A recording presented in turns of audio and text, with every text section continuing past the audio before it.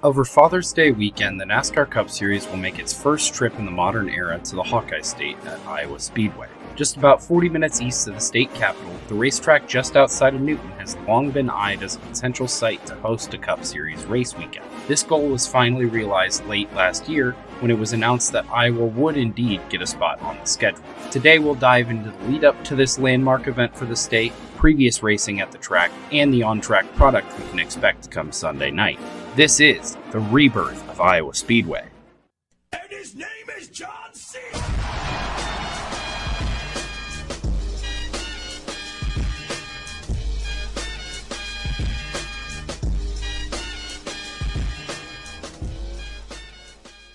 The state of Iowa has always had a rich history of motorsports. There are, at minimum, 53 tracks around the state open for seasonal use to countless series that tour the country, the most famous of which being Knoxville Raceway. It's hard to describe how this half-mile dirt track transcends the short-track racing scene, so we'll save that for another time. NASCAR has actually visited Iowa before, back in 1953. The then-named Grand National Series made a one-off trip to the Davenport Speedway, where Hall of Famer Herb Thomas took the checkered flag en route to his second championship. Other racing series continued to tour through the state, coming under the jurisdiction of both USAC and the ASA, the latter of which served as a massive boost to the prominence of racing in the Midwest. Since about 2018, NASCAR has been pushing to diversify their schedule to fit the modern age and fan base. Shout out to LE Productions 49 on YouTube. He has a great video on that in more detail. The need to diversify the schedule was nothing new. Outside of Michigan, the Cup Series didn't give the Midwest any love in the modern era until Indy was added to the schedule in 1994, and those further west would have to wait until 2001 when Kansas was given a spot. The devotion of the Midwest fan base, alongside notable Cup drivers with Midwest roots, led NASCAR to finally give the flyover states the attention they deserve. Since then, the top three series of the sport have also visited Road America in Wisconsin, Milwaukee, Chicago on the streets and in the suburbs, Gateway, Knoxville, and of course, Iowa Speedway. A major speedway being built in Iowa has been proposed a couple times. In 2000, the designer of Kentucky Speedway, Jerry Carroll, initially proposed a 1-mile track for nearly $80 million.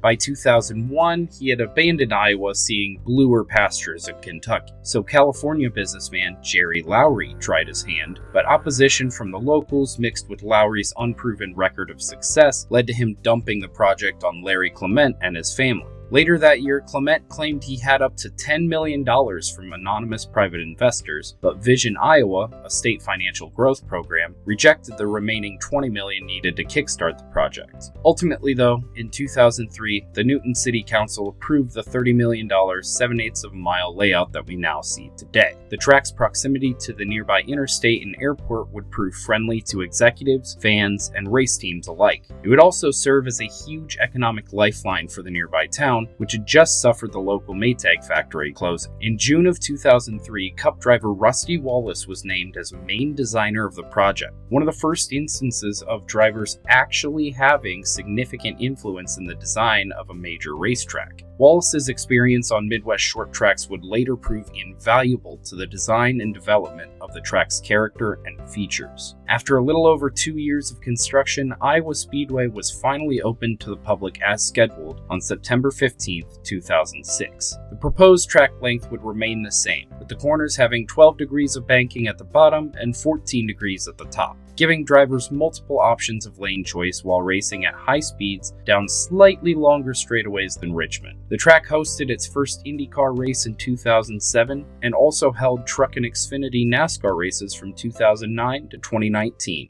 In the decade plus that NASCAR raced at Iowa, drivers across the garage raved about the track's racing style and variability. Not to mention, from a fan standpoint, it very much gives off build it and they will come vibes.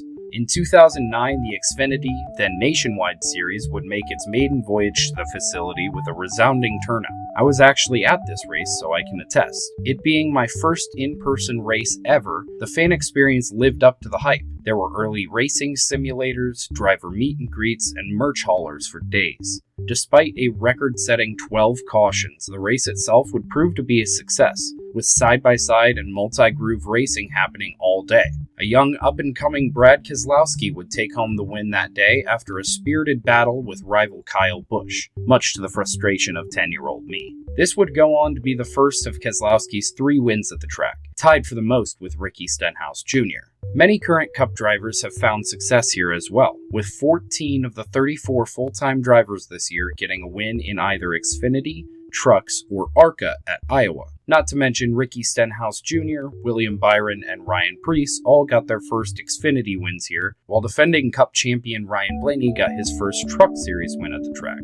Iowa is a track that puts the best drivers to a difficult yet fun challenge where the cream of the crop always rises to the top. The track would kind of serve as the economic lifeline it originally intended to be for the surrounding community, but this wouldn't last long, as the track would fall behind on finances by 2013 and was purchased outright by NASCAR at the end of that same season. It would be a staple of NASCAR's lower series up until the 2020 pandemic, where the track's 2 dates were canceled due to COVID restrictions. IndyCar would host a doubleheader weekend without fans in attendance, but the ambiance of racing with thousands of fans wouldn't return to the facility till 2022.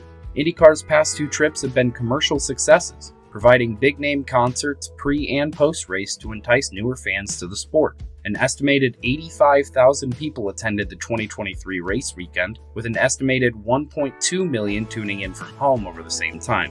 NASCAR, scrambling to put together the 2024 schedule, couldn't get an answer on a trip to Circuit Gilles Villeneuve in Montreal. Yes, Iowa was a backup plan to an internationally renowned course like that, but the sanctioning body almost certainly knew Iowa would be a slam dunk of a second choice. While it'll be intriguing to see how the Gen 7 car handles the character of the track, the same short track tire and package are being used, and the track laid down new asphalt or grip strips in the corners. This comes with rightful concern after NASCAR's history with questionable repaves and track changes. In a 2-day tire test, Christopher Bell mentioned that the strips would make it a bottom lane only race potentially, while Brad Keselowski expressed hope that the track would retain its initial character. I'm skeptical as to what the overall product will be Sunday night. While the track could provide exciting racing, the short track package and track medaling could make it a snooze fest. If the racing isn't compelling, it may get negative reception from TV viewers, and as much as NASCAR loves a sold-out crowd,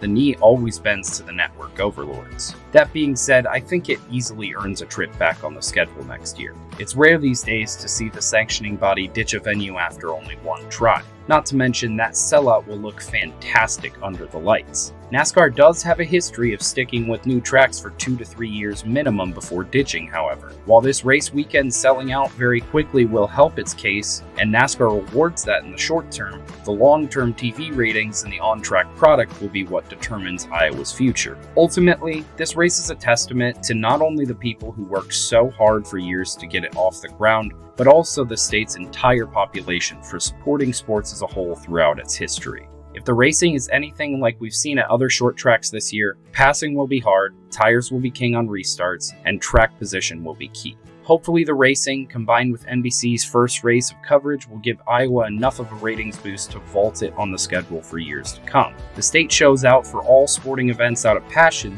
but the economic impact could be very beneficial as well. Governor Reynolds touted the economic revenue spurred from a Cup Series weekend would garner around $100 million for the surrounding area, something that would definitely boost the Des Moines Metro. While it sounds like I've been pessimistic in this video, I truly hope this race turns out successful. I've been advocating for my state to get a Cup race for years, and it's finally happened. The people will show their gratitude on site, but TV makes the real decisions. So the best way us Iowans can support our state is by tuning in Sunday night. Appreciate your time, y'all. Thanks for watching. If you like this video, please give it a like and share it with your friends to help support Iowa this Father's Day weekend. Until next time, pull those belts tight, race hail, praise Dale, and happy racing. Heads up! Heads up! Here's another one, and another one. Geek, geek. Why you all in my ear talking all